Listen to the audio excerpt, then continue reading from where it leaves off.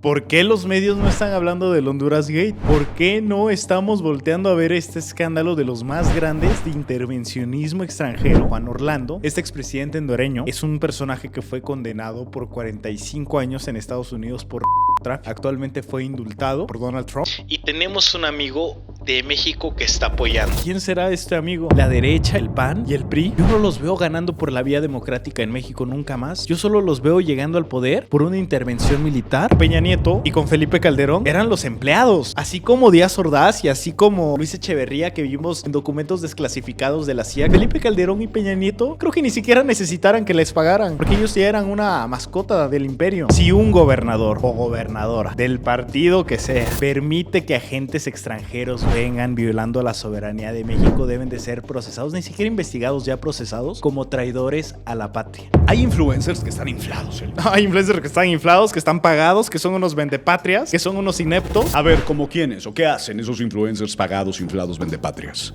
México ha vivido aproximadamente unas 10 intervenciones. ¿Qué es lo que pasa cuando llegan y violan la soberanía de México? Llegan llegan a saquear, porque sin soberanía, ¿qué pasa a ser México? Mercancía. México casualmente, con el gobierno de Peña, exentó todos los impuestos de la FIFA. Yo creo que si en algo gana el PRI es en ser los más hipócritas y los más memoria corta. Esto es la punta del iceberg de lo que estamos viendo. Sean todas y todos bienvenidos a su podcast favorito de política, Voces. Y como cada semana tenemos a las voces más importantes, más interesantes y sobre todo que a ustedes tanto piden. Y hoy tenemos a un gran amigo, gran colaborador del podcast. Y antes de mencionárselos, quiero decirles una cosa. YouTube nos acaba de decir que nos ven cerca de 1 millón de personas mensuales constantemente. Y que es probable que si tú te suscribiste, no te haya aparecido la notificación. Así que si puedes checar que estás suscrito, te lo agradeceríamos bastante.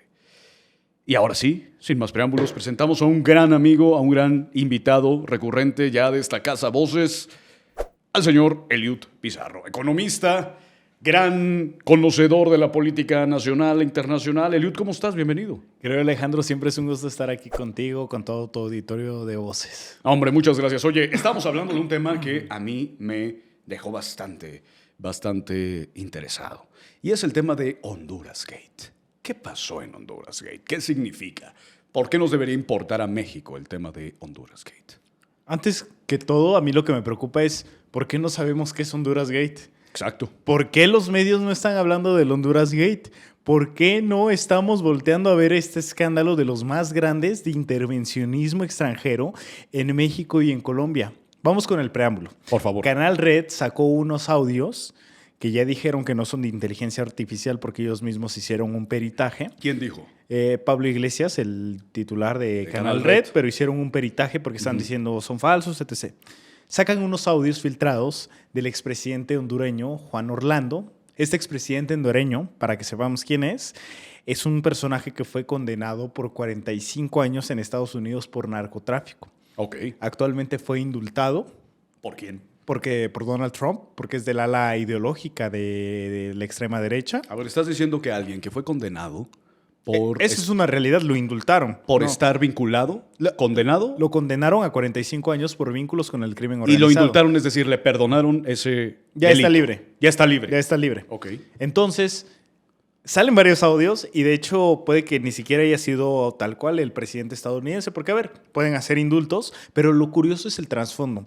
Por primera vez vemos un injerencismo tan abierto de una figura tan relevante como el expresidente de Honduras, donde estaba hablando por teléfono y estaba diciendo que van a hacer una operación mediática aquí en México y en Colombia para desestabilizar y desacreditar a los gobiernos.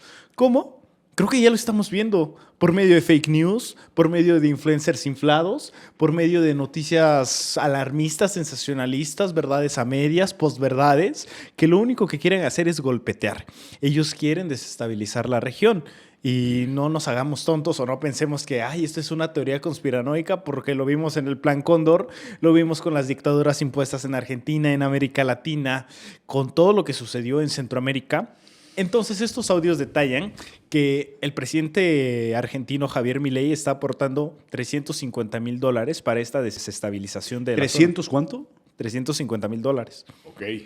unos 7 millones de pesos mexicanos. Yo creo que fue del préstamo que le pidió al Fondo Monetario Internacional. Yo creo que es de lo que le está quitando a los jubilados. Yo creo que lo que le está recortando los programas sociales para los discapacitados, para los más necesitados, porque invertido en su país, pues, tampoco lo vemos. Entonces, detalla esta operación. Y sale también otro dato curioso. Juan Orlando en estos audios dice, y tenemos un amigo de México que está apoyando. ¿Quién será este amigo? Estaba viendo ya varias conjeturas. Alguien dice que podría ser Ricardo Salinas Pliego, podría ser Javier Negre, etc, etc. Pero hay otro tema.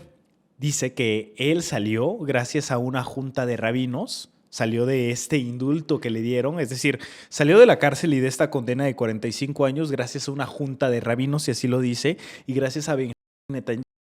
Ya no parece tan lejano lo que pasa en Gaza, ¿no? Ya no parece tan lejano el conflicto en Medio Oriente. Claro. Recuerda, lo que hicieron en Gaza lo harán en tu casa. Y creo ¿Qué hicieron en Gaza? Un genocidio. Nada más, nada menos. Una limpieza étnica de los palestinos. Desplazar a 2 millones de personas en una franja que la ONU describió como la cárcel al aire libre más grande en el mundo.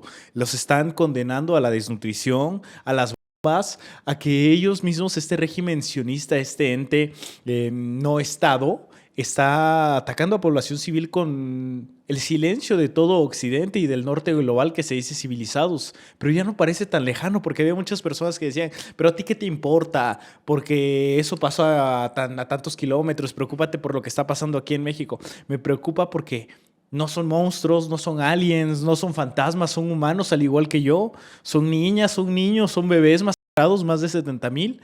Y entonces habla de que Benjamín Netanyahu ya está teniendo este interés aquí en Latinoamérica. Siguen sin ser teorías de conspiración, Alejandro. El peritaje ya verificó que estos audios son del expresidente hondureño y que quieren establecer una oficina muy seguramente en Estados Unidos, pero también aquí en México y en Colombia para desacreditar. Yo siempre lo he dicho así abiertamente, ¿por qué México? ¿Qué tanto interés tiene en México? México es el hermano mayor, es el hijo pródigo de Latinoamérica. Correcto. Si cae México, cae toda Latinoamérica y ellos lo tienen claro. Necesitan tener a esta región controlada porque pues en realidad les implicamos ingresos, les implicamos gastos y todo lo quieren hacer también a través de inversiones de empresas de inteligencia artificial. Y otra vez suena demasiado conspiranoico, pero es que ya está confirmado.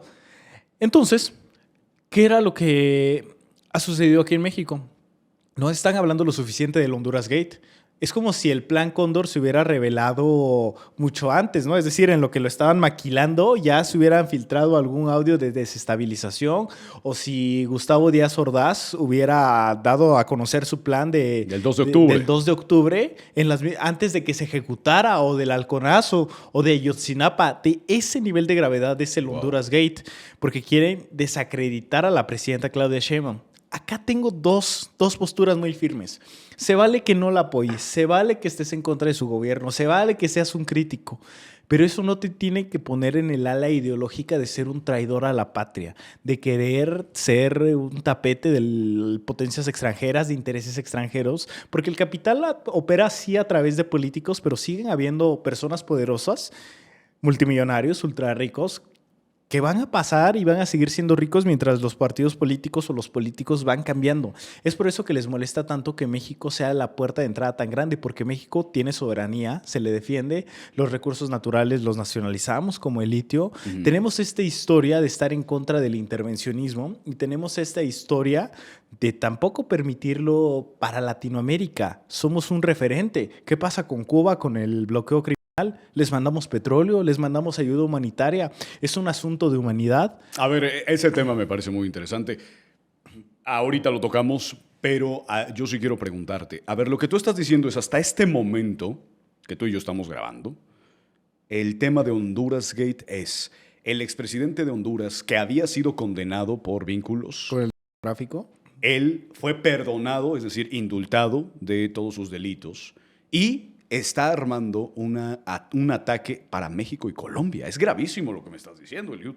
A ver, y después estás diciendo que Argentina está en medio de ello. Sí, Argentina está involucrado. Javier Milei está invirtiendo 350,000. $350,000 de lo que sabemos.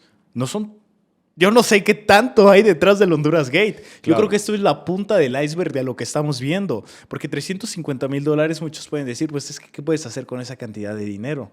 Pero no sabemos si esa es la primera entrega, quién más está involucrado y que un presidente electo, que es pésimo presidente Javier Milei, pero fue electo democráticamente, nos Sí. guste o no, esté tan interesado en desestabilizar la región. Tenemos otro títere como Daniel Noboa, que está atacando a Colombia, que está queriendo entrar en guerra con Colombia, y ya tiene lógica porque sus amos, sus señores les están diciendo lo que tienen que hacer, les están dictando eso. Por eso quieren sembrar la narrativa de la soberanía no importa, la independencia no importa. ¿Por qué va a importar si actualmente tenemos X problema, ¿no? O en X estado está sucediendo esto. No, no importa. Claro que importa. No son mutuamente excluyentes. Yo puedo estar indignadísimo, así sea un homicidio doloso diario que pase en México. Creo que no tenemos que perder esa empatía y ese sentimiento. Pero eso no me va a hacer querer vender la patria de mi país para que empresas extranjeras, para que políticos extranjeros puedan adueñarse de lo que es México. Por eso es que les molesta tanto y no les ha salido, porque el proyecto que representa la presidenta sí tiene más del 80% de aprobación, pero a lo que le están apostando es a mermar esa aprobación, es empezar a calentar los ánimos y empezar a meter estos conflictos internos, que tenemos que hacer la crítica al gobierno, sí, pero es ingenuo pensar que no hay intereses detrás de personas que quieren el poder de México. Porque, a ver, la derecha y el PAN y el PRI, yo no los veo ganando por la vía democrática en México nunca más. Yo solo los veo llegando al poder por una intervención militar o por un golpe de Estado. Eso es lo que le están apostando y eso es lo que tenemos que darnos cuenta. Se vale la alternancia política, se vale también simpatizar con otros partidos, pero démonos cuenta. ¿Quiénes están detrás de esto? Quien te dice, no me importa meter agentes extranjeros porque yo estoy limpiando a México de su inseguridad. ¿A quién te refieres? A Maru Campos, Maru Eugenia Campos. Yo lo he dicho siempre, si sabía, mal, terrible, se le tiene que acusar e investigar como traidora a la patria. Si no lo sabía, es una inepta. Déjame darte otro dato importante porque sacó un video muy hipócrita que estaba diciendo de mi gran crimen fue combatir el crimen. Y cuando lo oyes dices, ay, pobrecita, es que le están persiguiendo porque combatió el crimen. Cuando su estado fue, en el mes pasado, el estado con más homicidios dolosos diarios. ¿Dónde está su estrategia con todo e intervencionismo? Ellos no están pagando las cuentas y van a salir muchos, sí, pero pues los narcogobernadores del otro lado, investíguenlos. A mí no me interesa, yo no los voy a venir a proteger. Esto ya no es un tema de filias y fobias. Es un tema de ¿estás con México o estás en contra de México? Oye, Eliud, a ver, acabas de tocar un tema y a mí me parece muy interesante sobre lo que está pasando con la Fiscalía de Chihuahua. Sí. Lo que le están diciendo a mí me parece que es gravísimo. La Fiscalía dio el último comunicado en donde decía exactamente lo mismo que el primero. Y es, solo no estaban vinculados los de la CIA, pero sí habían estado en 2 operaciones, lo reconocen. Pero ¿estaban armados? ¿Lo estaban reconocieron? armados, sí estaban uniformados, pero bueno, donde dicen es, pero el único culpable es la única persona que curiosamente ya falleció. Es decir, pues carpetazo, ¿no? O sea, ya no hay nada que hacer. Pero a mí me surge una duda y es lo que acaba de pasar con CNN. Sí. CNN acaba de lanzar una publicación en donde dice que la Fiscalía General del Estado de México, es decir, de Delfina Gómez, estaba enterada de un dispositivo explosivo que se había dado hace un par de meses, en donde había explotado un coche en el cual iban personas vinculadas al crimen y, por ende, además habían sido personajes agentes de la CIA. Así lo dijeron. Sí. Estamos hablando entonces gravísimamente de un segundo caso. Tengo entendido que de inmediato tanto la agencia de la CIA como la Fiscalía General del Estado, como el secretario de Omar Seguridad, García Harfuch, dijeron que era una mentira. CNN hizo ahí una marometa impresionante y dijo, bueno, es que no dijeron que fue mentira. Pero a lo que yo voy es, a ver, si hubiese pasado lo de la Fiscalía General del Estado de México, ¿Delfina Gómez debería entonces renunciar, Eliud? Nos vamos a supuestos y yo te voy a decir lo que yo creo que está detrás. Le están apostando una mala imagen y una imagen de que México no tiene soberanía. Eso es a lo que le están apostando con mentiras. Aquí ya va cobrando más sentido el Honduras Gate, porque yo sí genuinamente creo que en el Estado de México, digo, el fiscal tendrá que dar sus resultados y tendrá que dar su informe, pero lo que dijo Omar García Harfuch y lo que dijo el vocero de la CIA es este reportaje de CNN es mentira. Pero es que esa mentira ya se propagó, ya hizo un daño, ya repercutió. Y la mentira cuando no mancha tizna, la calumnia. Ajá. Y entonces ya tenemos antecedentes, o la gente cree que ya hay antecedentes de que no solo en Chihuahua, también Estado de México con un gobierno morenista, Claro. y van a empezar a sacar notas. Y ya que digan, bueno, es que ya están aquí en todos los estados, pues ya que estén. Es curioso cómo ya va cobrando sentido que le apuesten a una mala relación pública entre México y Estados Unidos. A ver, para muchos sectores, les guste o no, tiene que haber relaciones con Estados Unidos. Es el vecino, formamos parte de Norteamérica junto con Canadá. Hay 40 millones de mexicanos y de mexicanas viviendo en Estados Unidos. Somos su principal socio comercial y viceversa. ¿Cómo no va a haber comunicación? Por supuesto. Oye, mal sería que no existiera. Pero que haya respeto. Por Eso supuesto. es muy distinto. Pero ¿por qué? Parece raro y parece extraño, ¿no? Una petición de sentido común. Porque con Peña Nieto y con Felipe Calderón eran los empleados. Así como Díaz Ordaz y así como Luis Echeverría, que vimos en documentos desclasificados de la CIA que les pagaban para desestabilizar y perseguir a los supuestos comunistas, Felipe Calderón y Peña Nieto creo que ni siquiera necesitaran que les pagaran, porque ellos ya eran una mascota del imperio. Entonces llega un cambio de lógica, llega el presidente López Obrador y la presidenta Claudia Sheinbaum, que a ver, se vale la crítica, tienen aciertos y desaciertos, pero mi punto es que creo que hay un tema que ha estado repitiendo mucho la presidenta que a muchos ya les molestó. Y es un tema que es como si yo te dijera, Alejandro, tienes que cuidar tu salud y que hay alguien molestándose, ¿por qué estás cuidando tu salud? ¿No? ¿Por qué te están diciendo eso y por qué lo están repitiendo? Ahora trasladémoslo a la presidenta. México tiene soberanía. México se le respeta. México no es colonia ni protectorado, no es ni patio trasero. Y hay muchos a los que no les hace lógica. ¿Por qué? Porque quieren seguir teniendo el poder a costa de lo que sea, a costa de vender todo lo que representa a México. Entonces, van varias conjeturas. Sí. Y yo no te puedo decir si el fiscal del Estado de México, Delfina Gómez, sería una traidora a la patria, porque quieren que hablemos de ese debate. Una vez normalizado, lo impensable se vuelve debatible. Y lo debatible termina muchas veces en políticas públicas. Claro. Ya vimos detrás que en realidad dijeron que no.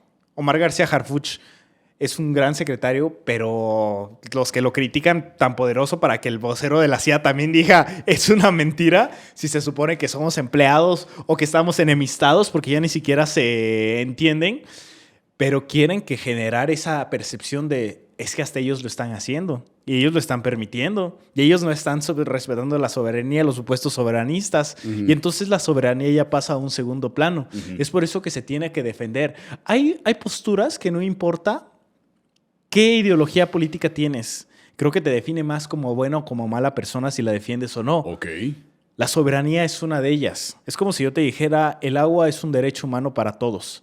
Y el que siquiera se ponga en el centro de decir, es que me parece muy radical tu idea, está con los otros, está en contra. Esa supuesta tibieza es un disfraz para no decir que están en contra de que México sea un país soberano. Y eso lo traslado y eso lo hago extrapolación para que podamos entender.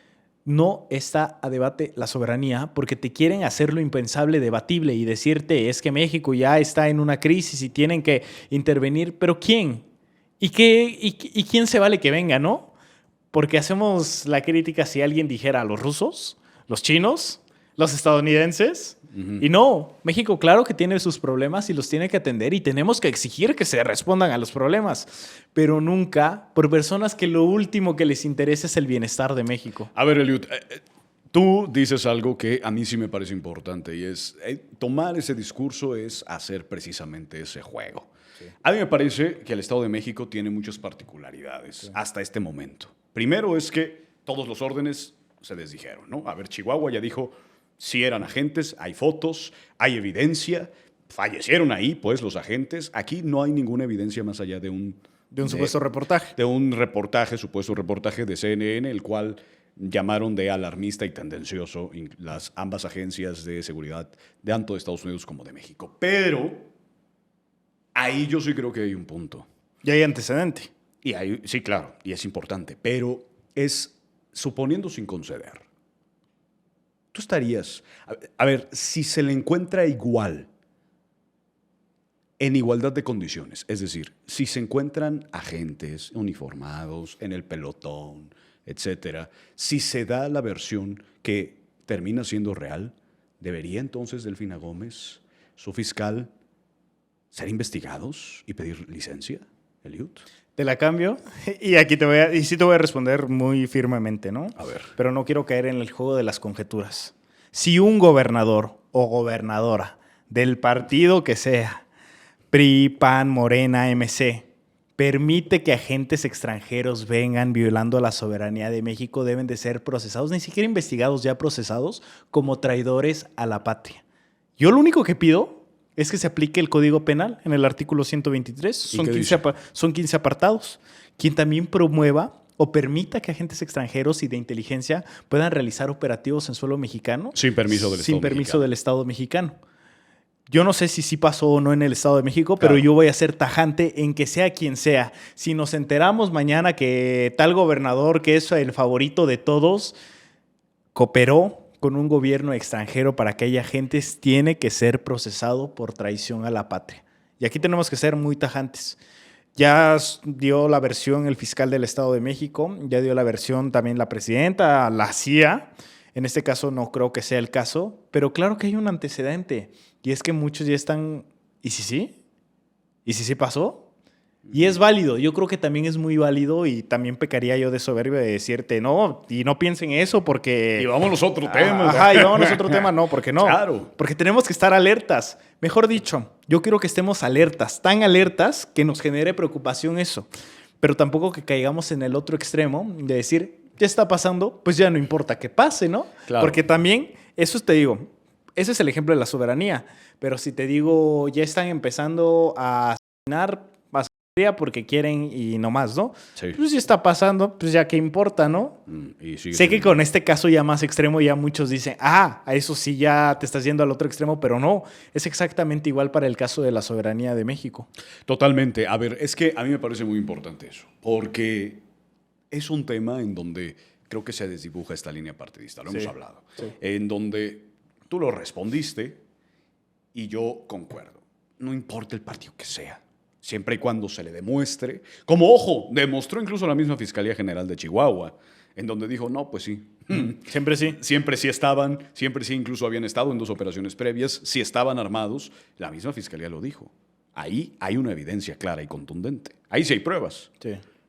El tema es, debería haber pruebas en los demás estados y yo creo que mientras haya pruebas, del estado que sea, del partido que sea, debe juzgarse. Es que creo que deberíamos plantearnos esta idea que muchas veces la política y el pacto político que han tenido estas personas detienen esta justicia de algo que es gravísimo, que como tú lo dices está en la Constitución Política de los Estados Unidos. Eliud, yo me desvío un poquito sobre el tema del Honduras Gate. A ver, tú estabas diciendo que esto era lo que Es que sucedía. está correlacionado, muy correlacionado. ¿Tú crees que todo esto que estamos viviendo en México está correlacionado con el Honduras Gate? ¿Tiene que ver? Yo creo que más allá de un Honduras Gate hay un plan mayor para poder entrar a México, por las razones que ya te di. El Honduras Gate es una parte de este plan. Es por eso que te digo que es la punta del iceberg. Y si es así de preocupante la punta del iceberg, ¿cómo estará todo lo demás? ¿Cómo estará en el fondo? ¿Qué grupos operan queriendo tener intereses?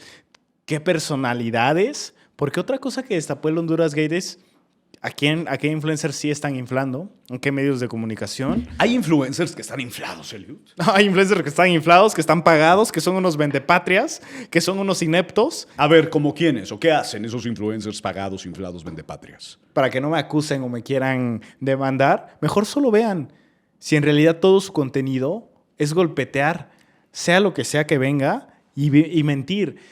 Lo estaba viendo con un supuesto medio de comunicación que, para que lo busquen, tiene como 600,000 seguidores en TikTok y no voy a decir quién en específico. Ajá.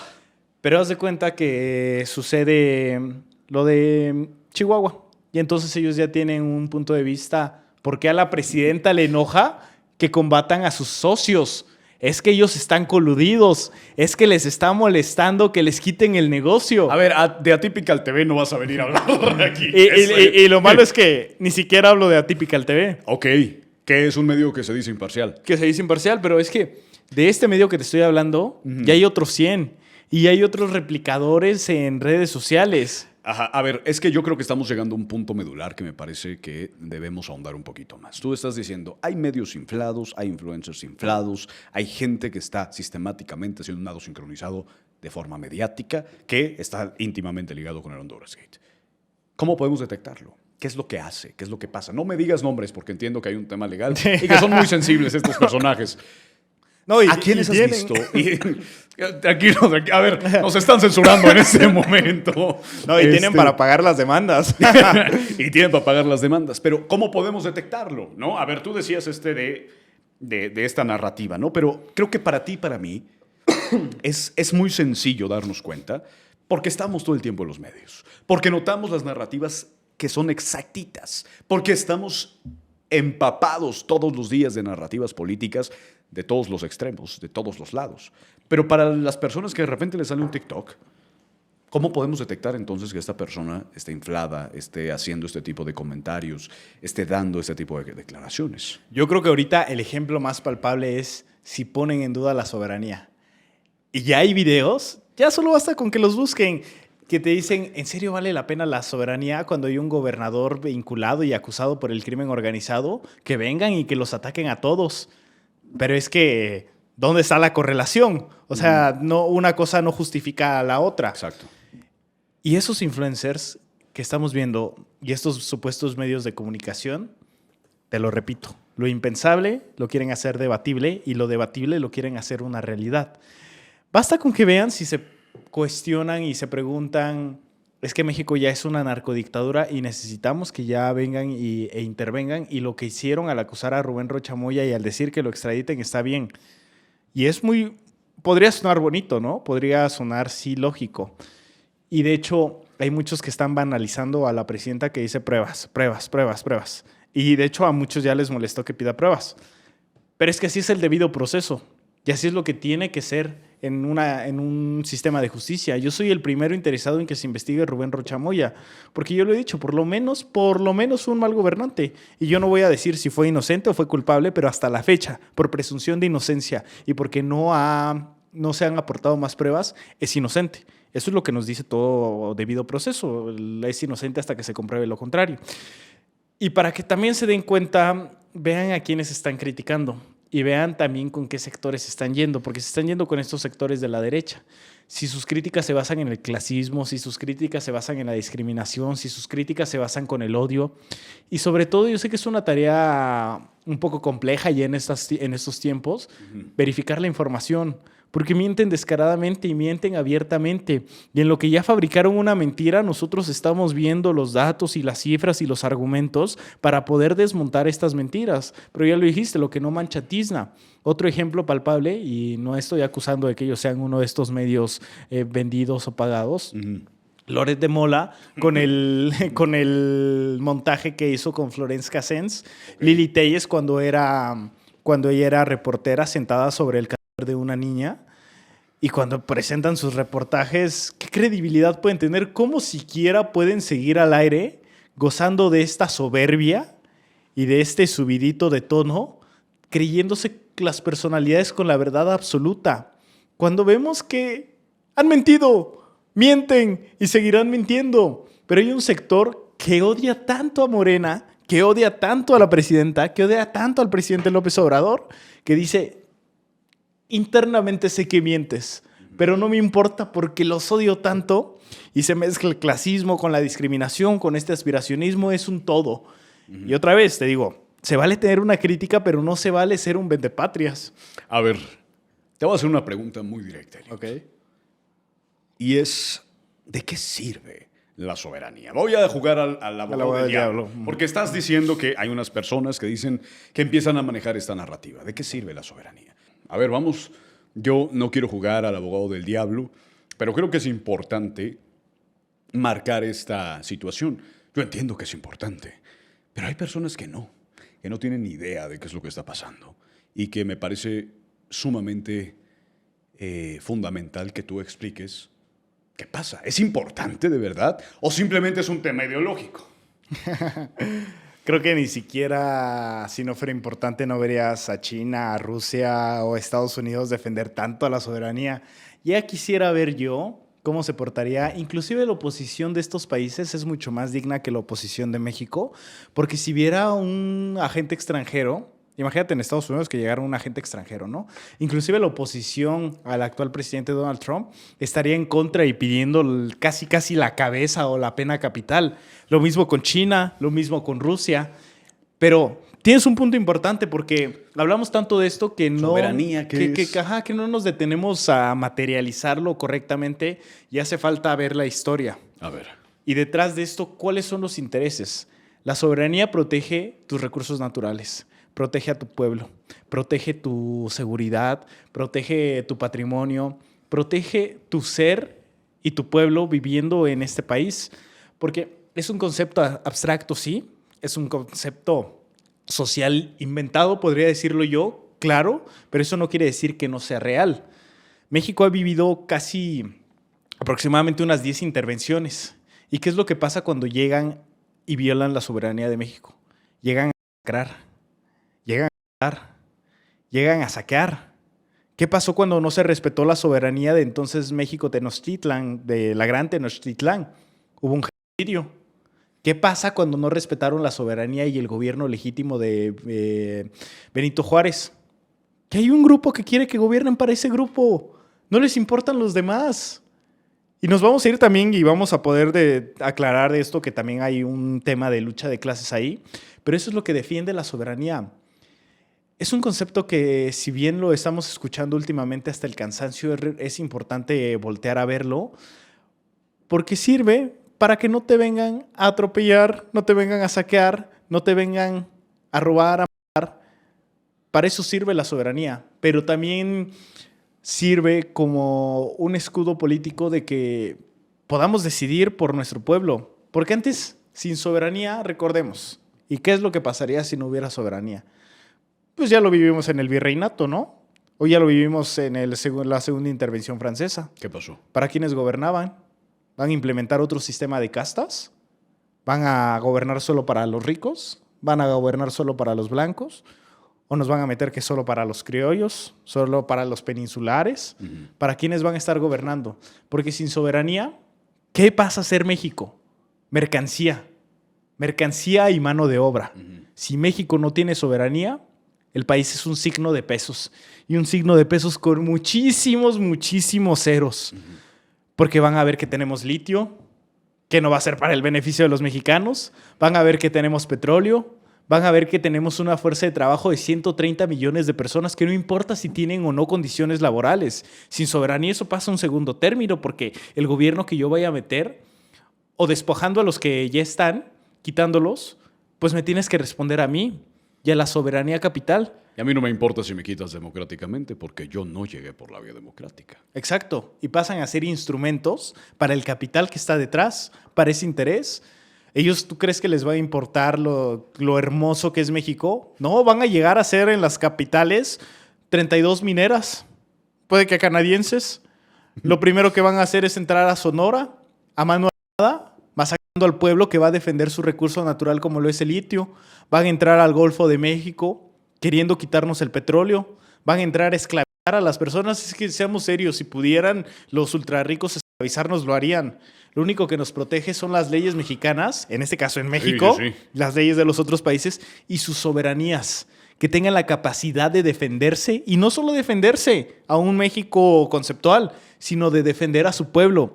Esa es la importancia, pero la soberanía no solo es un ejército, la soberanía no solo es una idea diplomática, la soberanía también es su pueblo. Por eso es tan complejo, inclusive más allá de entrar por el poderío militar, sea el país que sea la época que sea. Si 130 millones de personas están en contra de que vengan a invadir a tu país, la cosa cambia y ya no va a ser tan sencillo poder invadirte. Porque yo creo más allá de la patria y de la nación en el concepto de los pueblos. Ni siquiera creo en el concepto de las fronteras, pues creo más en el concepto de los pueblos y del pueblo mexicano. Y si dejamos de lado la soberanía, eso es lo que pasaría a ser una mercancía. Y verían en Oaxaca no personas, ni Tu gastronomía, estado. ni cultura, mi estado. Verían mano de obra barata, mano de obra que puede explotar y esclavizar. Y cada estado que tiene su hermosura, su riqueza cultural, sus grupos indígenas, comunidades indígenas milenarias que le dan sentido a este país, los verían como inferiores, porque así es como los ven. No los ven como sujetos de derechos, los ven como un producto que pueden seguir explotando, que pueden seguir generando riqueza que robarles. Sí. Y eso es lo que pasa cuando un país no tiene soberanía. Mira, a mí me parece que la oposición no ha entendido una cosa. Y no ha entendido que históricamente Estados Unidos no le importa la democracia. Porque están buscando esta parte de ¿por qué no nos pasa lo de Venezuela? Hay oposiciones que se atreven a decir eso en México. Pero es que en Venezuela no pusieron a Juan Guaidó, Ni a ni a María Edmundo Corina, González, ni a Marina Corina Machado. ni a María Corina Machado, que les había dado hasta el premio Nobel a Donald Trump. No, les dio la dignidad, le encantó ser tapete, le gustaba que la pisotearan, le gustaba que la humillaran, ser gusano, ser cipayo. Y el tema es que no los pusieron a ellos. ¿A quién pusieron en Venezuela? A Delcy Rodríguez. ¿Quién es Delcy Rodríguez? Históricamente chavista y parte del gobierno, vicepresidente del gobierno Nicolás Maduro. Entonces creo que debemos entender mucho eso porque, pues, es que les detonaron la soberanía en Venezuela y la oposición tampoco llegó, ¿eh? Ese es un detalle que la oposición en México se le está olvidando. Ni siquiera porque les dieron el Premio Nobel de la Paz.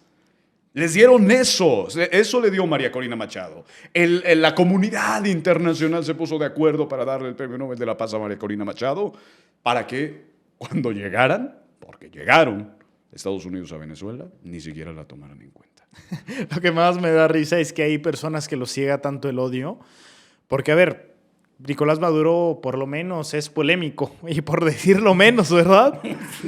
Ajá. Pero eso no quiere decir que los venezolanos no sean capaces de arreglar sus propios problemas.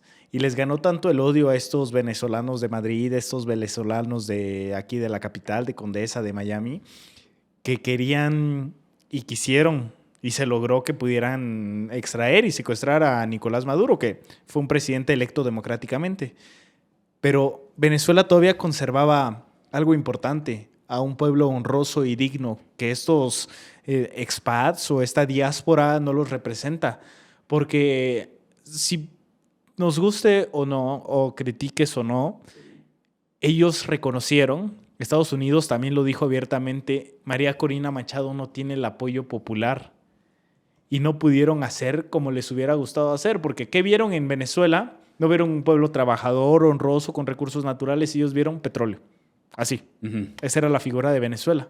Y esa es la figura de lo que quieren ver aquí en México. Y es importante, te digo, no perder la brújula de dónde es lo correcto y de qué es lo que tenemos que defender. Defender la soberanía es como defender que el agua es un derecho humano.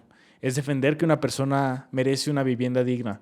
Es defender que una persona tiene derecho a vivir dignamente por el simple hecho de existir. De ese nivel y así equiparo a la soberanía de México. Pero hay muchos a los que les apuestan a que no importa, a que pasa en un segundo término. Y preocúpense de quiénes están diciendo estos y vean quién posiblemente les estaría pagando a estos personajes que ya vemos en redes sociales. Estamos hablando también, antes de grabar, del tema de la FIFA. Sí. México va a tener un mundial.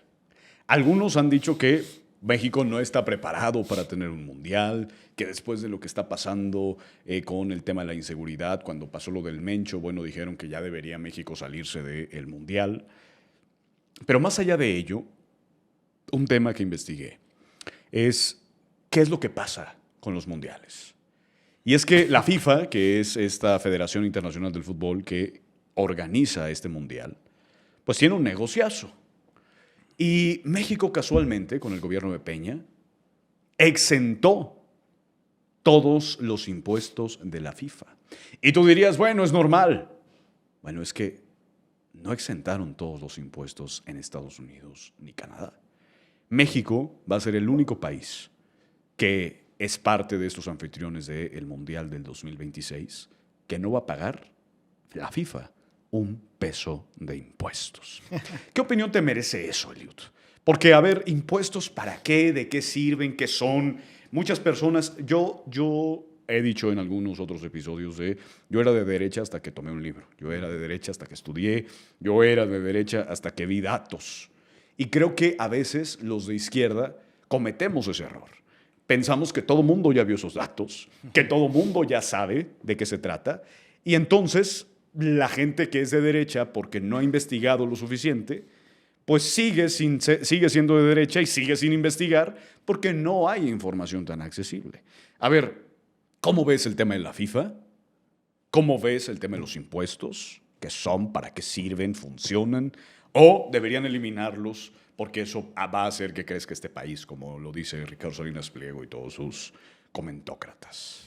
Ya se comprobó por premios Nobel de Economía que bajar los impuestos a los más ricos aumenta la desigualdad y no fomenta la inversión para nada. Y no me crean a mí, pero quizá un premio Nobel de Economía como Paul Krugman podría tener algo de calidad moral para hablar del tema. Con el tema de la FIFA, creo que es el ejemplo perfecto de por qué importa la soberanía. El gobierno de Estados Unidos sabe lo que vale el pueblo de Estados Unidos. Yo siempre he dicho que los pueblos y la clase trabajadora merecen todo mi respeto del país que sean. El gobierno de Canadá sabe lo que vale el pueblo canadiense, pero el gobierno de Peña Nieto hasta masacraba a sus estudiantes, hasta masacraba a sus maestros, a los protestantes. El pueblo de México para Peña Nieto era un pueblo de segunda mesa, que no merecía su respeto y que no merece dignidad, porque ya viene la FIFA, ya viene el Mundial. Es más, deberíamos de pagarles, deberíamos de estar agradecidos porque nos están haciendo el favor, que un pueblo ignorante, lelo, etc., los están volteando a ver. Pero es que sí importa porque los impuestos son una polémica hoy en día, que no debería de ser así, pero son puentes de movilidad social. Pagar los impuestos y exigirle a los más ricos que paguen más impuestos son unos puentes de movilidad social para que este piso tan disparejo sea poquito menos disparejo. ¿Qué es lo que sucede en países de la socialdemocracia cuando alguien invierte? Te piden que el accionista mayoritario sea de ese país. En México no. ¿Qué es lo que pasa cuando alguien ya gana, imaginemos, 1,000 millones de pesos, ¿no?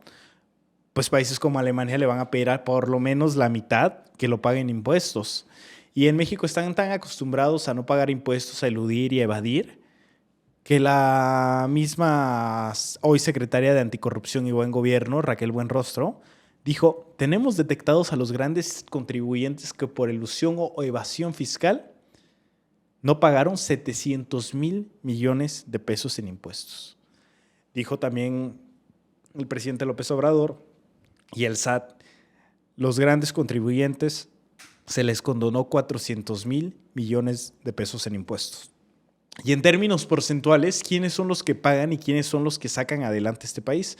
La clase trabajadora, porque ellos en términos reales de sus ingresos pagan casi la mitad de impuestos. Los ultrarricos, los más ricos, apenas casi la cuarta parte de sus ingresos lo pagan en impuestos.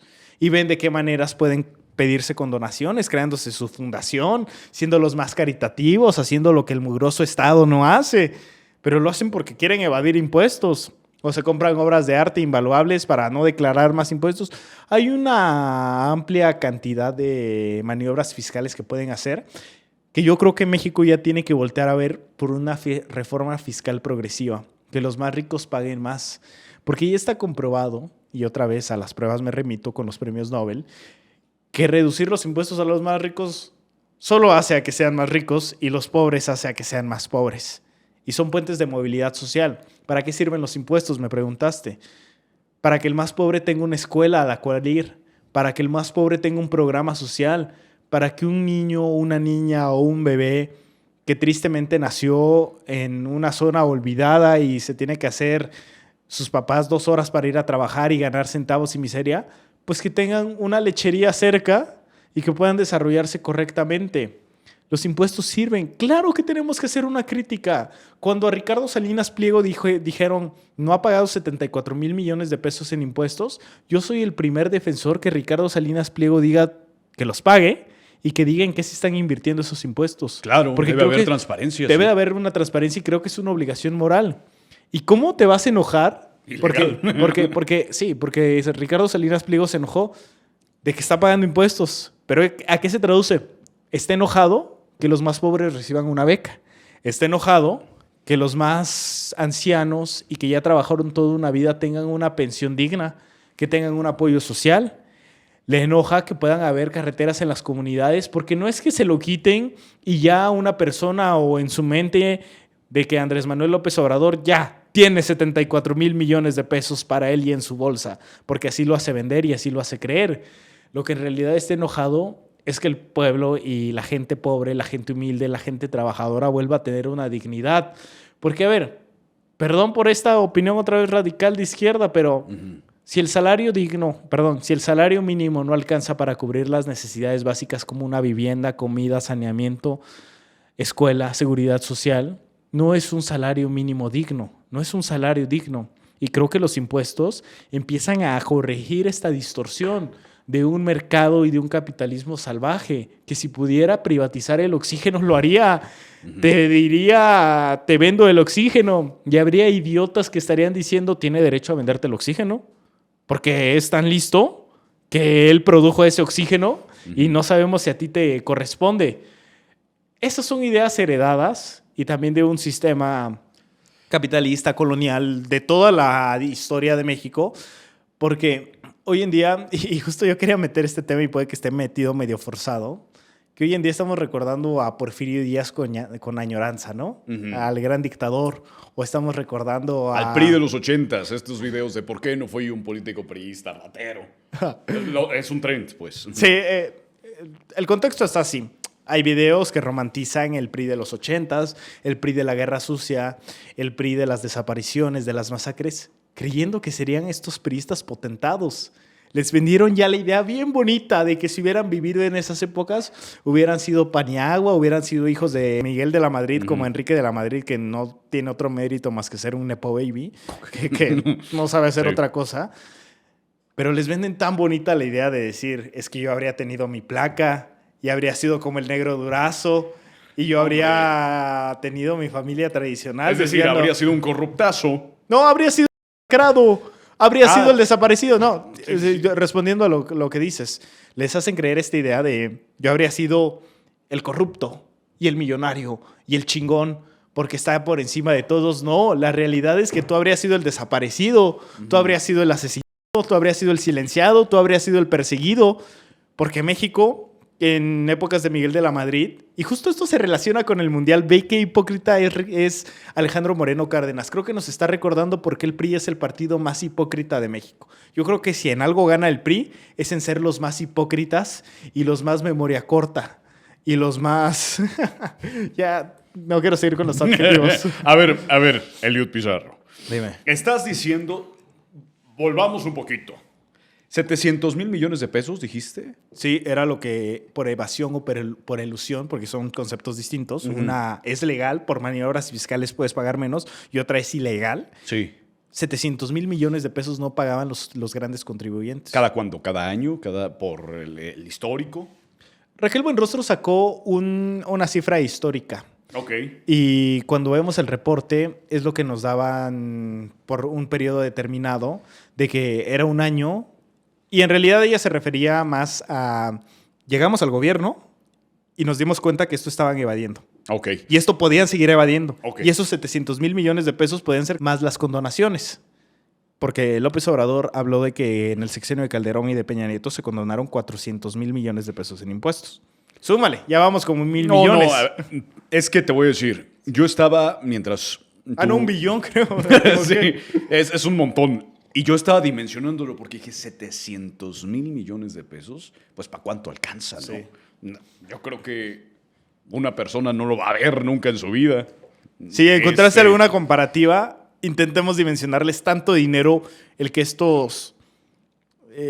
oligarquía, que no ni siquiera quiero decir como mafia del poder, porque sería inclusive elevarlos a que están organizados cuando solo son personas que no tienen moral, que son malas, que son inmorales.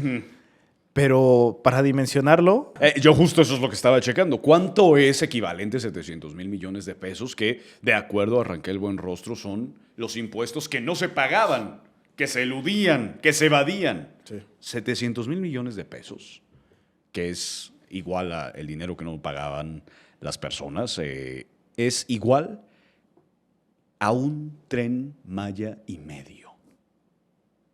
O sea, se quejan mucho de que costó una lanísima. Bueno, pues alcanzaba para un tren Maya y medio. hasta para dos, sí estaban... Alcanza para 1 año y medio de pensiones para adultos mayores. Alcanza para la mitad del servicio de salud de México. 700,000 millones de pesos. De todo un año. Alcanzaba para hacer 32 líneas del metro en todas las capitales. Ok, bueno, eso sí, no, no lo dimensiono, pero a lo que yo voy es, a mí me parece que es un montón, ¿no? Y que es muy fácil entonces agarrar y decir, no, hombre, pues es que es nada. No, es un montón. Pero además, a ver, dijiste algo que sí me parece las críticas válidas. Y es, ¿a dónde se va ese dinero, no? Yo voy a ser muy honesto, yo pago impuestos y lo hago con mucho gusto. Lo hago con mucho gusto porque, a ver, bueno, duele pagar impuestos, pero digo, me parece correcto esta parte de las pensiones universales para adultos mayores, las becas para personas con discapacidad, las becas jóvenes construyendo el futuro, etc., etc., etc. Pero sí me parece que sistemáticamente no hay ¿Redistribución? una transparencia. A ver, claro que está el Portal Nacional de Transparencia, todos podemos entrar ahí, pueden buscar el nombre que quieran y les va a salir el sueldo de todos los legisladores, todos los servidores públicos. Pero lo que yo voy es, nadie sabe esta información, por ejemplo. Y tienes un punto, ver cómo se ejerce el gasto público en el ciclo presupuestario es complejo porque hablamos de cómo lo ejercen los presidentes municipales. Hablamos de que si lo ejercieron bien, si hubo subejercicio, si devengaron algo, cómo lo ejercieron los gobernadores, cómo reciben las bolsas los diputados federales para atención ciudadana que sí la pueden ejercer. Antes eran bolsas de unos discrecionales de unos 30 millones de pesos por diputado federal. Por eso nos quedamos la idea tan errónea de que los diputados federales podían llegar a hacer carreteras.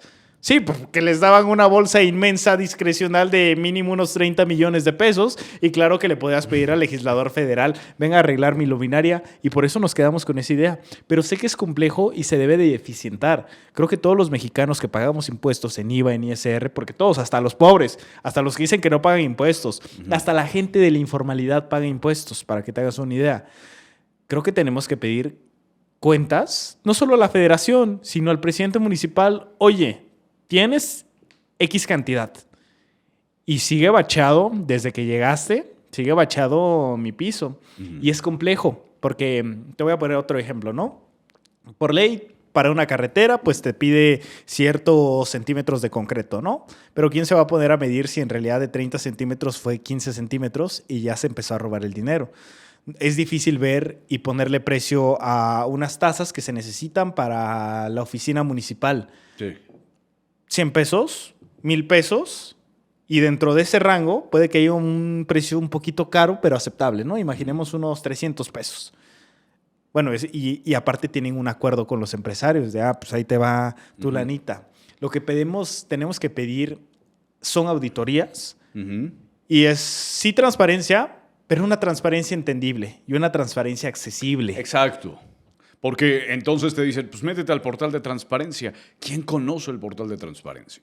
O sea, bien poquitos. Yo lo conozco porque me lo enseñaron en la carrera. También yo. Pero de otra forma no hubiese tenido idea que existe un portal en donde hay salarios, sueldos, etcétera, de todas las instituciones públicas de gobierno y que todos los salarios que reciben, en teoría, presupuesto público deberían estar ahí.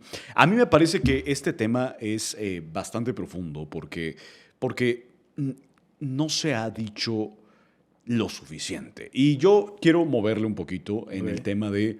Tú hiciste un video sobre Franco Escamilla. Y a mí me parece muy interesante porque, además, yo sí agrego algo que es cuando la educación no es liberadora, el sueño del oprimido es convertirse en opresor.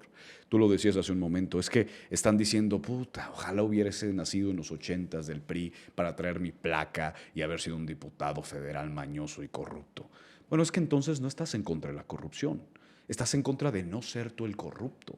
No estás en contra de que roben, estás en contra de tú no estar robándolo. Sí. Y eso creo que es bien importante marcarlo, porque ese tipo de personas entonces no promueven un cambio, promueven que el cambio les beneficie a ellos. ¿Qué es lo que opinas de lo que dijo Franco Escamilla? A mí me parece que es muy interesante por lo que representa. Me comentaban que lo había sacado de contexto porque estaba citando a un autor y sí, efectivamente citó a un autor, pero era para sustentar su punto. A ver. Es como si yo te dijera, oye Alejandro, creo que los impuestos son pocos, se tienen que pagar más. Y cito a un premio Nobel para sustentar mi punto. Entonces, genuinamente creo este punto. Es preocupante la deshumanización y el aspiracionismo. Van de la mano. Y ahorita, si me permites, nos metemos también en un tema de... Me acordé que me preguntaste lo del Mundial, lo del PRI. Yo ya toqué 20 temas. Sí. Perdónenme, gente. Perdóname, Liut. Pero dijo prácticamente verdades a medias, porque casi Porque llegaba al esas son punto. las peligrosas, además. Las verdades a medias. Lo que dicen una verdad y después echan Sí. un chorote mareador que es una falsa total. Porque casi llega al punto, inadvertidamente iba a llegar al punto. Iba también. Ajá. Ibas tan bien. Ajá. No esperaba nada de ti y aún así logras decepcionarme. Sí. Porque deshumaniza. Y dice, es que este autor dice que tienen peleada a la clase rica con la clase pobre. Ujú. Y va poquito por allá. Ajá. Y habla de esta imagen ilusoria de la clase media cuando dice, la clase media es la que carga al país. La clase media es la que paga los impuestos.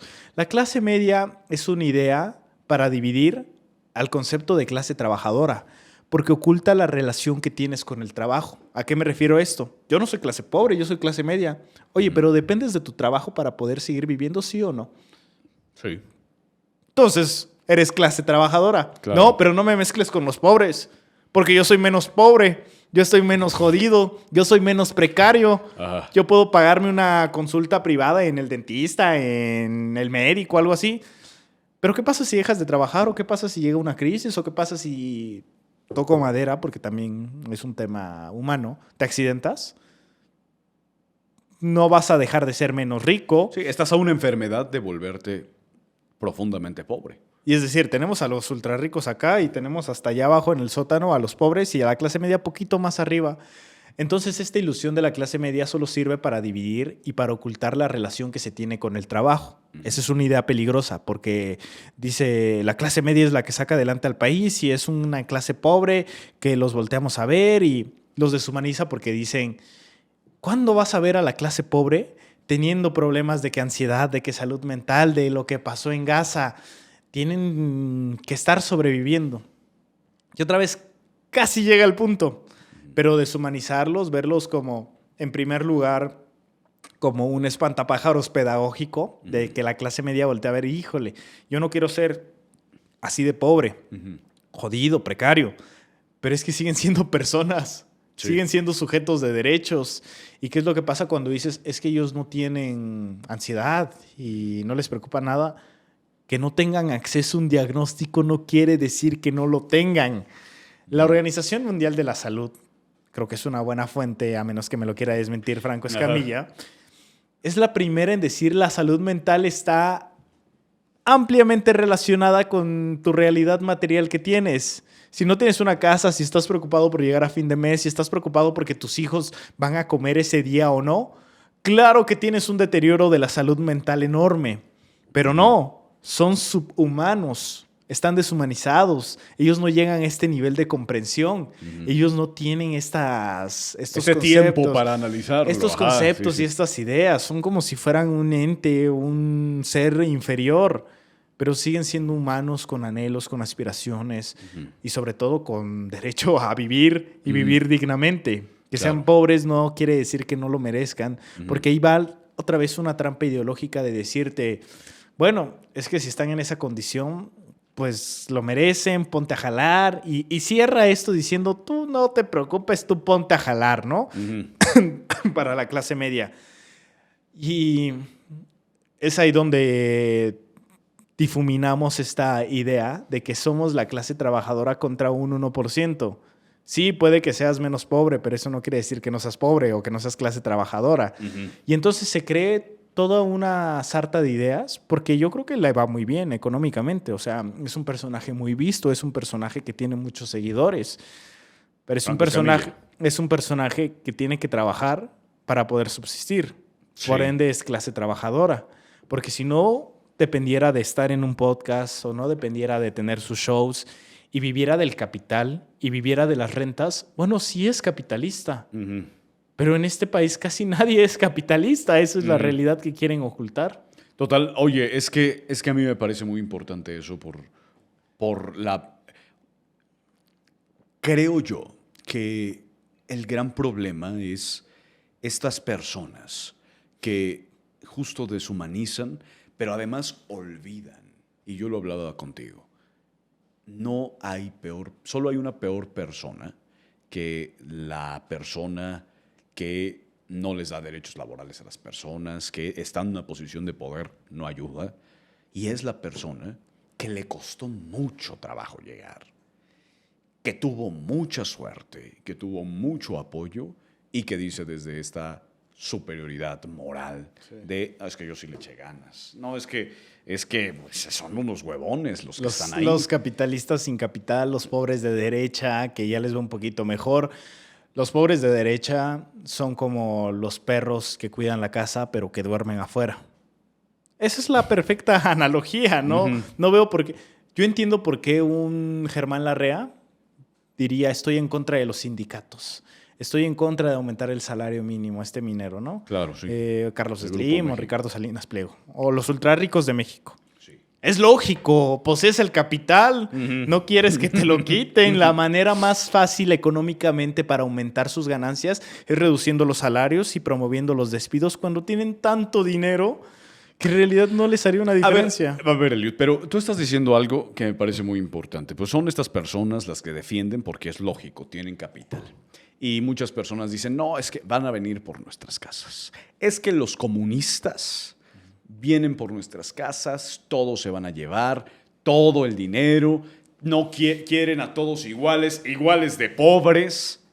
A ver, la socialdemocracia, el comunismo, este modelo económico progresista, humanista en algunos sentidos, Morena les va a quitar la casa a las personas. Porque eso se dijo hace unos años, no sé si te acuerdas. Sí. Morena o cualquier partido de izquierda viene a producir más pobres, propicia la pobreza.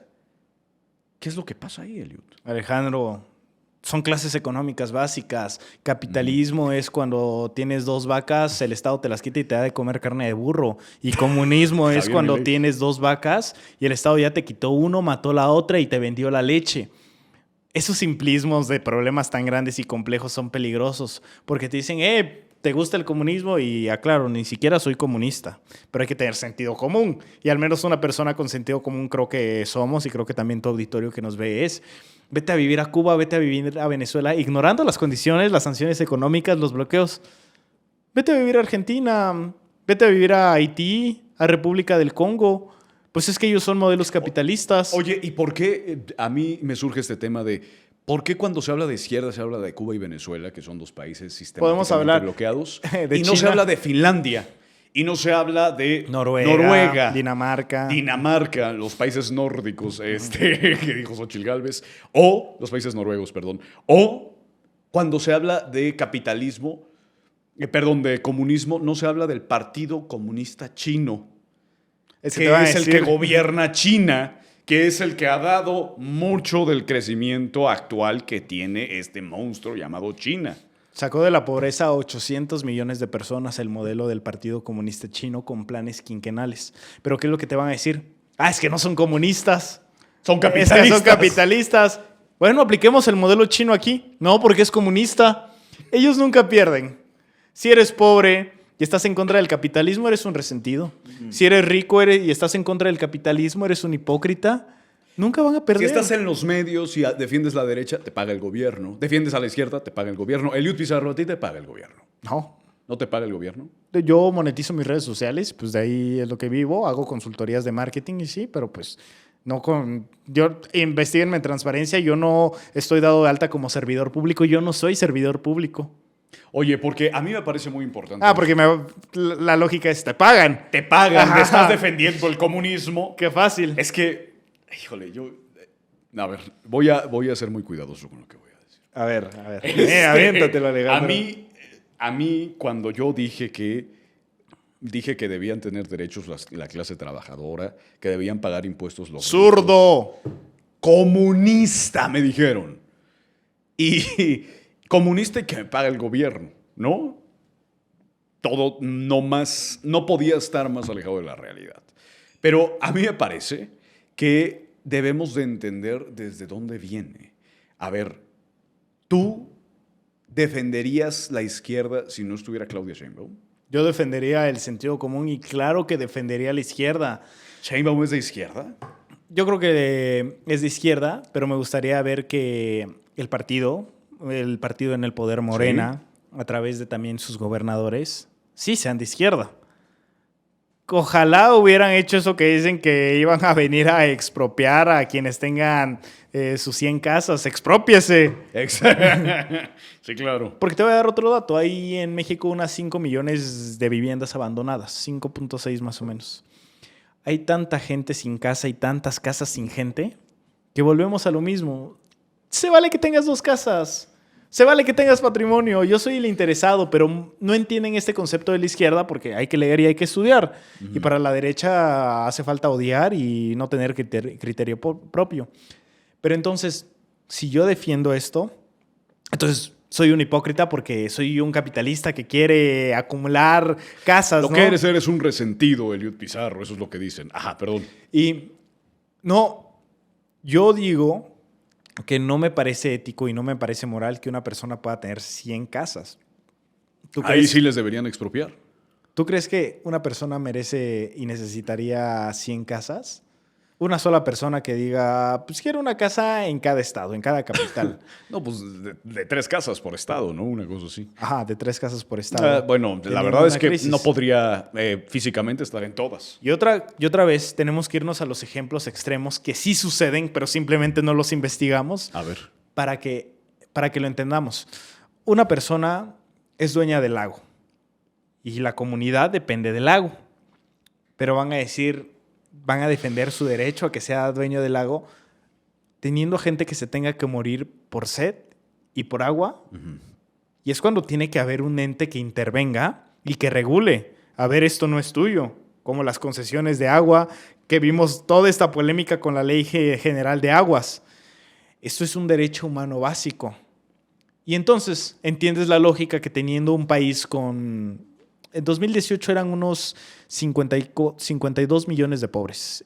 Para ahora 2024, ya de acuerdo a datos del Banco Mundial, ya hay más clase media. En el concepto de clase media del Banco Mundial, porque hay que decirlo, esto es un concepto ambiguo. Si quieres hablar de clases sociales, una cosa es lo que te dice INEGI, otra cosa es lo que te decía Coneval, otra cosa es lo que dice el Banco Mundial, otra cosa es lo que dice el Fondo Monetario. Pero en este 2026, ya por primera vez, en el concepto del Banco Mundial hay más personas en clase media que en la pobreza. Y en términos de pobreza, técnicamente habrían unos 36 millones de pobres con los indicadores económicos que nos da INEGI, es decir, agua y saneamiento, seguridad social, vivienda, educación, son 6 indicadores.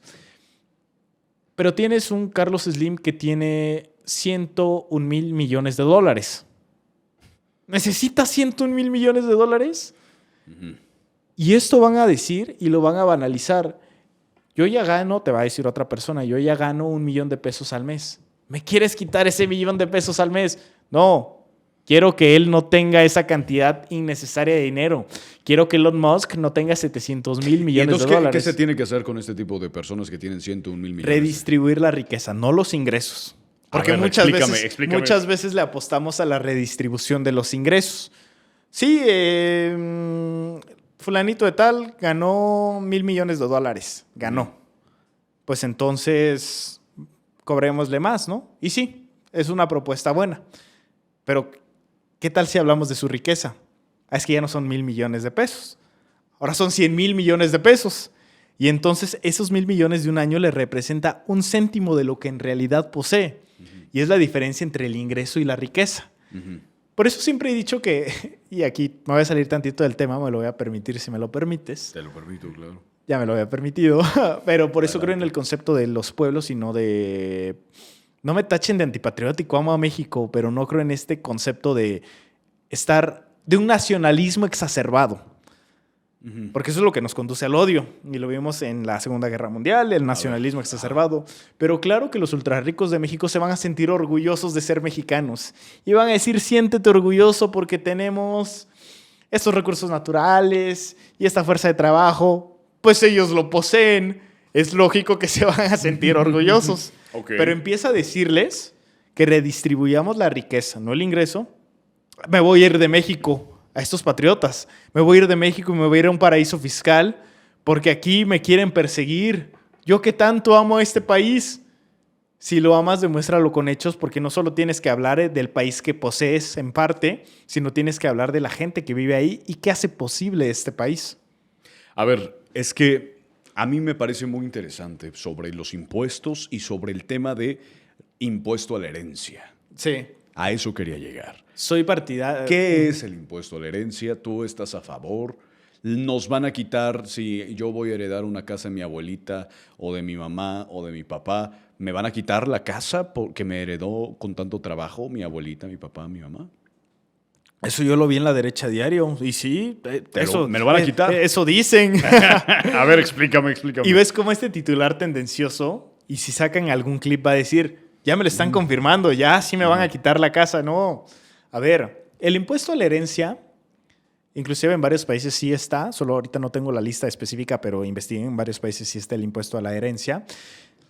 ¿De qué se trata? De que si una persona es tan rica que le va a heredar a su hijo, como el caso de, otra vez, en México, Carlos Slim, que es el hombre más rico de México, tiene 101 mil millones de dólares, perdón. O sea, no podemos dimensionar, ¿no? 101 mil millones de dólares en patrimonio. Lo que estamos diciendo es que estas personas en este nivel de riqueza puedan pagar un impuesto. Porque en realidad, pues sí es mucho. O sea, ¿por qué parece tan descabellado que yo le quiera quitar un pelo a un gato? Un pelo de, ¿cómo dice? De rana calva. Cuando algo que no les va a representar A nada. ver, te doy un dato porque a mí me parece muy interesante. Estados Unidos es socialista. Y ese es el tema, porque si lo vemos desde el comunismo, socialismo, de cobrarles impuestos a la herencia, Estados Unidos cobra a las grandes fortunas el 40% de impuestos a la herencia. Es que... Y Sí. nada más para terminar la lista, Francia, Reino Unido, Alemania, Japón, Corea del Sur, España, Bélgica y Países Bajos. Esos son los países que tienen impuesto a la herencia. México no tiene. En el caso de Estados Unidos pasa algo muy curioso. A ver, Elon Musk paga menos impuestos que una enfermera en Estados Unidos. ¿cómo? Es que ellos reportan lo que ganan y se hacen CEO. A pesar de que tengan un patrimonio tan grande, pues en realidad ganan como CEO, como director ejecutivo. Voy a hacer un ejemplo, ¿eh? Ganan $100,000.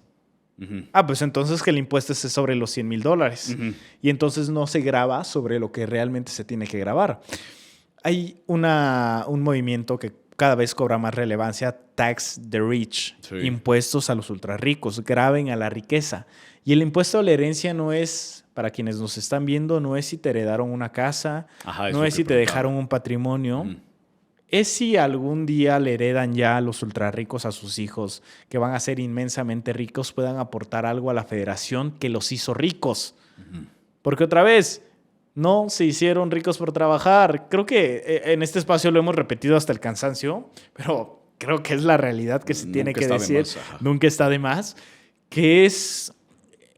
El éxito de la riqueza tiene factores. Color de piel, orientación sexual, género. Estaba el Estado detrás. Heredaste. Tuviste ayuda. Tuviste un capital social, simbólico, cultural. Bueno, entonces la riqueza sí tiene una explicación. Y la mayoría de las veces es la explotación del hombre por el hombre y de las ayudas del gobierno. Entonces, que grabemos un impuesto a la riqueza no va a afectar al 99% de los mexicanos. Porque no se refiere a eso. Ok, entonces no me van a quitar la casa que me heredó mi mamá. No, pero te van a hacer creer eso para que los defiendas a ellos. Ok. Para que no solo te puedas heredarle a tus hijos y a tu descendencia las 2 casas o la casa que te dejó tu mamá, sino que puedas heredarle más patrimonio ¿Qué están acaparando ellos? No puede ser que el 42% de la riqueza nacional del país esté en un 1% en México. Entonces, ¿dónde están los otros 100 millones de habitantes mexicanos que no poseen eso? Eliud, pero ¿por qué se dice que México, cuando quiere implementar nuevos impuestos, es socialista? Pero en países capitalistas hay más impuestos. Pongo el ejemplo de Estados Unidos, es clarísimo. Mientras que aquí es del 16 al 18% del PIB, en Estados Unidos es del 25 al 27% Sí.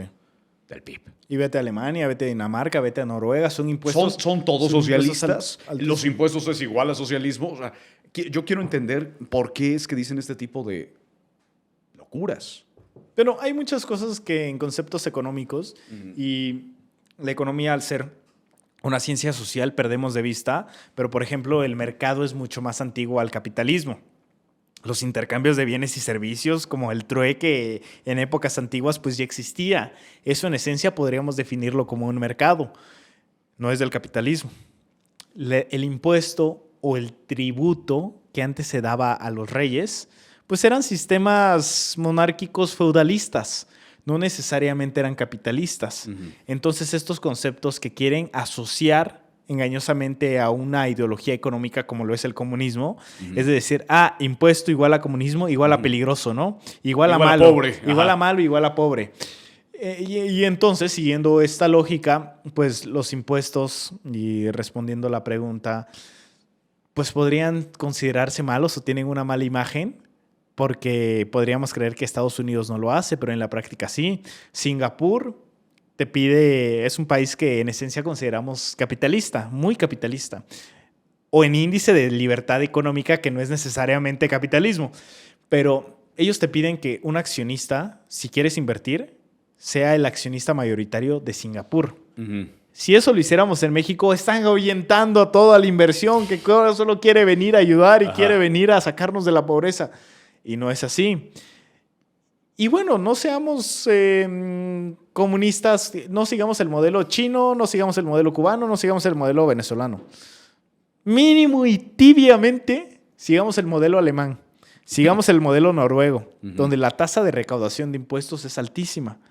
Pero te van a decir, no, es que ellos sí tienen servicios de calidad y es que allá sí Porque hay confío. dinero para hacer servicios de calidad. Porque hay dinero que pueda solventar esos gastos. Y otra vez, los problemas no es pagar los impuestos. Los problemas es que tenemos que exigirle al presidente municipal que veamos materializados esos impuestos. Claro. Exigirle a los gobernadores que pueda haber mayor seguridad, mayores obras, beneficio, bibliotecas, escuelas, salud. Para eso sirven los impuestos. Eliud Pizarro, se nos está yendo el tiempo. Es rapidísimo como el reloj avanza. Y para cerrar, tú eres economista por la UNAM. Estoy en proceso de titulación. Pero ya estás del otro lado. Sí. Felicidades. Eres economista por la UNAM. ¿Cómo está la economía de México? ¿Es buena? ¿Es mala? ¿Está peor que nunca? ¿Está mejor que nunca? ¿Qué pasa con México y su economía? Les voy a dar un dato que hasta después que revele el quién lo dijo, van a tacharme al inicio de comunista. A ver. El PIB no importa. El crecimiento económico no tiene que importar si no está acompañado de desarrollo económico. Comunista, ¿quién lo dijo?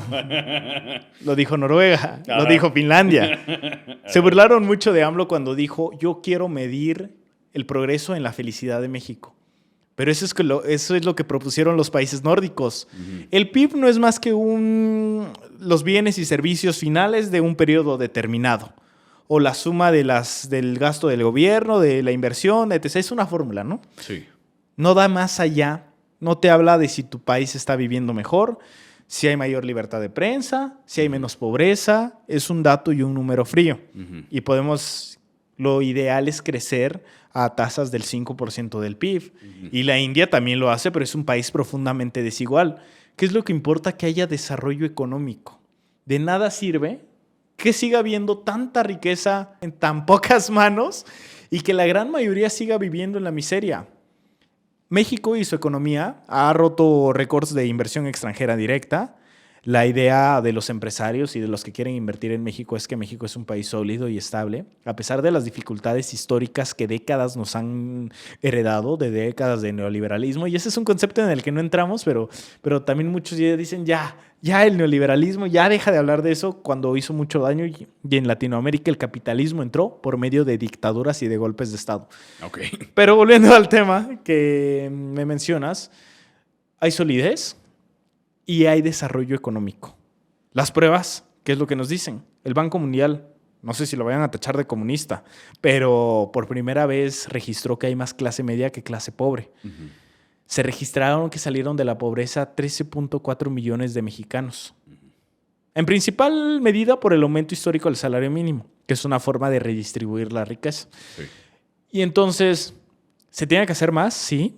Se tiene que crecer económicamente también, siempre y cuando esté acompañado de desarrollo económico. Porque ¿de qué me sirve que sean más ricos los que ya son ricos y que sean más pobres los que sean más pobres? Porque antes me acuerdo mucho cuando Carlos Slim fue declarado el hombre más rico de México. Sí. Perdón, el hombre más rico del mundo. Cuando Carlos Slim fue declarado así, muchos estaban celebrando, festejando, porque esta idea patriótica de qué bueno, mexicano, mi país.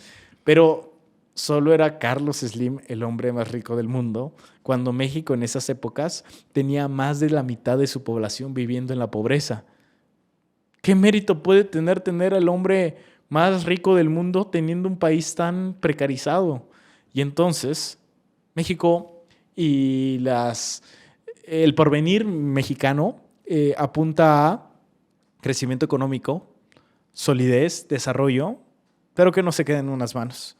No olvidando el sur, el sureste, y eso no implica olvidar al norte, tampoco implica olvidar al centro, implica que los nadie, que los hijos de nada, que los dueños de nada, por primera vez, puedan tener una vida un poquito menos mala y un poquito menos miserable, porque pues ya era hora. Y les recomiendo mucho este poema de Eduardo Galeano de Los Nadie, los que valen menos de la bala que los mata.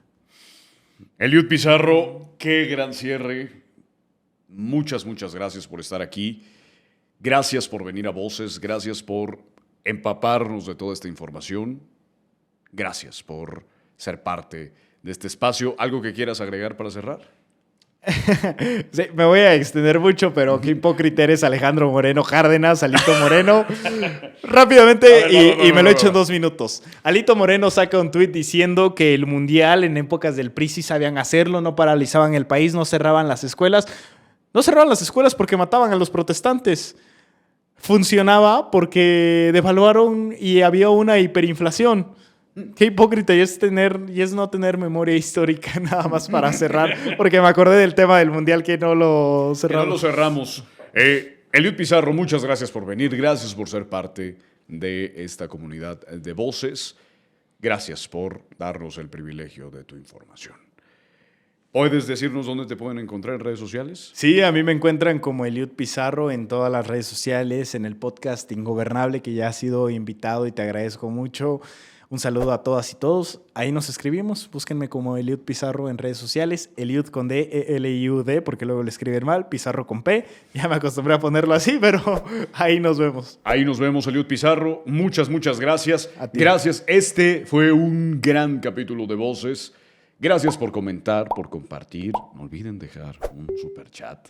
Gracias por apoyarnos y por hacer de esta la comunidad de política más importante de México. Mi nombre es Alejandro Helguera. Mi nombre es Eliud Pizarro. Y esto fue un capítulo de Voces. Gracias por todo.